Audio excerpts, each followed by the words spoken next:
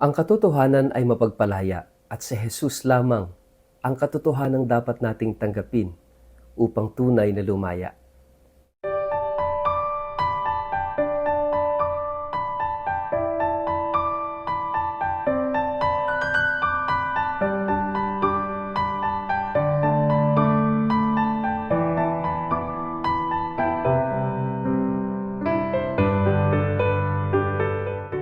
Ang mabuting balita ng Panginoon ayon kay San Juan.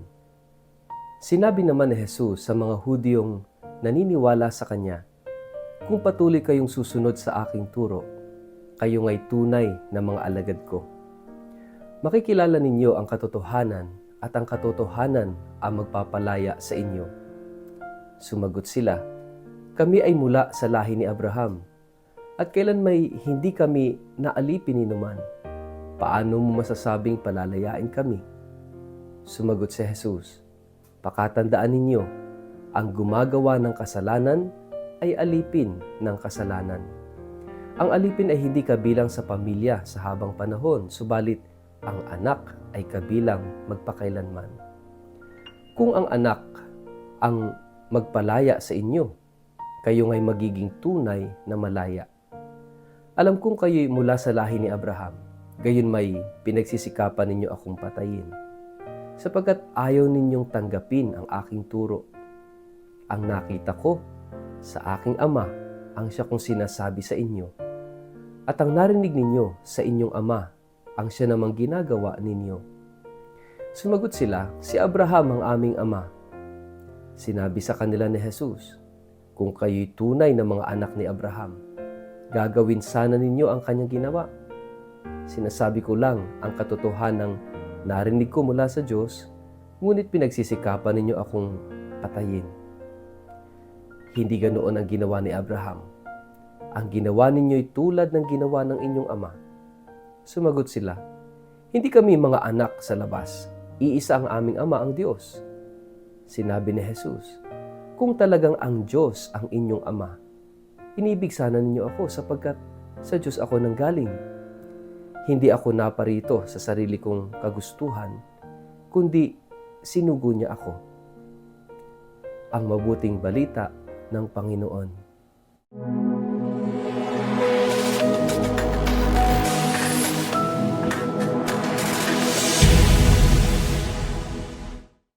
Mapagpalang araw po sa inyong lahat. Kumusta po kayo? Ang atin pong word of the day ay freedom. Bago po tayo magpalalim sa atin pong reflection, sa araw na ito kayo po ay muli kong inaanyayahan na huwag kakalimutan na mag-like, follow at subscribe sa ating page na Word of the Day. Ganoon din po pakishare ang video ito sa inyong kapamilya, kamag-anak, kaibigan, mga kakilala sa social media para sama-sama po tayo sa pagiging media evangelizers at online missionaries na nagpapalaganap ng salita ng Diyos sa mundo ng social media. Paki-like and follow na rin po ako sa Instagram at sa YouTube. Mga kapatid, ang paglalakbay natin sa Kwaresma ay paglalakbay natin mula sa pagkaalipin tungo sa paglaya. Sino ba ang ayaw ng kalayaan? Sino bang ayaw maging malaya? Sino ba ang gustong manatili sa pagkakaalipin, sa pananakal at paniniil? Mga kapatid, lahat tayo gusto nating maging malaya. It is only in the context of freedom that we are able to love. It is only in the context of freedom that we are able to do good and to always be good. It is only in the context of freedom that we can be truly faithful.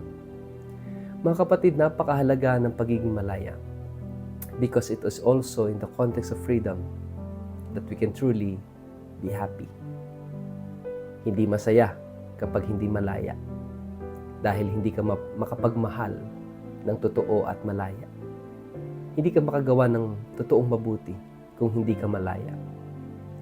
Freedom is a gift. Napakahalaga ng kalayaan. At sa pagiging malaya, napakahalaga ng katotohanan. We cannot be free if we are living and believing in lies, sa kasinungalingan. Kaya nga, dito sa ating gospel, ito yung binibigyang diin ng ating Panginoong Jesus. Truth sets us free. At kung nais nating sumunod kay Kristo, tayo ay dapat sumusunod at naniniwala sa katotohanan.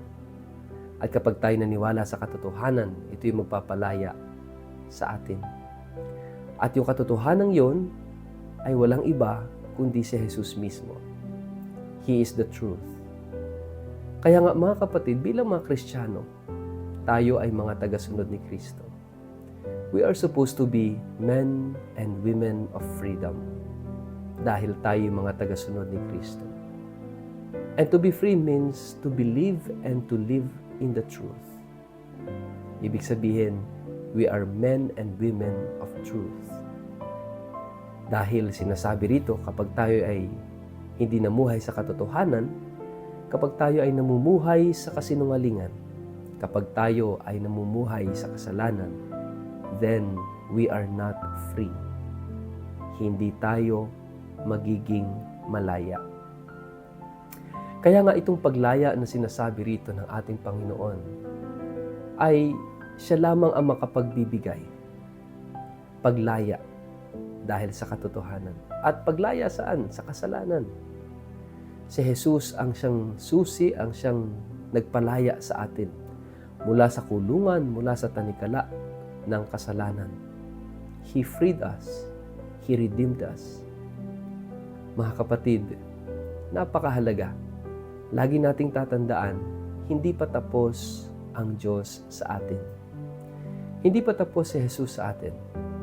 Hanggat merong hindi malaya, nandyan si Jesus para palayain tayo. Kaya maganda tingnan natin sa ating mga sarili. Saan ba tayo hindi malaya? Saan ba tayo napapaalipin? Ano ba yung mga tanikala na humahad lang sa atin para maging malaya? Ano yung kasalanan natin? Ano yung addiction natin? Ano yung kahinaan natin? Kinakailangan nating maging malaya. And the process of freedom, yan ang makikita natin sa mga mahal na araw. Lalong-lalo na sa pagdiriwang natin ng Triduo Paskwa. Doon tayo dadalhin ng ating pagdiriwang. Doon tayo dadalhin ng Kwaresma. Sa paglaya. Sa pamamagitan ng pagpapakasakit, kamatayan, at muling pagkabuhay ng ating Panginoong Jesus. Kaya nga, napagtagumpayan na ito ni Jesus at ito yung ating pinagdiriwang, the victory of Christ. Pinalaya na tayo. Kaya lang minsan, tayo yung gustong makulong. Tayo yung gustong manatili sa kulungan. Kahit gusto tayong palayain ni Jesus, kung ayaw nating umalis sa kulungan, paano tayo magiging malaya? There should have a desire from us to be free. Karapatan nating maging masaya. Karapatan mo maging malaya. Kaya napakahalaga, tanggapin natin ang katotohanan ni Kristo. Ito'y liwanag. Liwanag na tatanglaw sa atin. Yes, at times masakit ang katotohanan, but it's all right. Masakit man, pero siguradong yan ang magpapalaya sa atin. At ano yung laman ng katotohanan?